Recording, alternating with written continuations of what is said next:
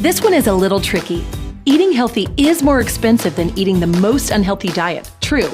But it's less than you might think, about $1.50 more a day. This may be a big deal for some families, but the benefits are huge. Here are a few tricks.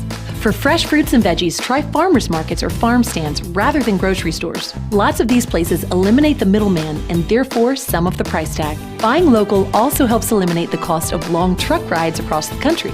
Always try to buy foods in their least prepared form. A whole chicken is way cheaper than one that's pre-cut at the store. Sure, it'll take you a bit longer to prepare, but could save you several dollars every trip. And try to aim for more natural whole foods rather than food that goes through a lot of processing.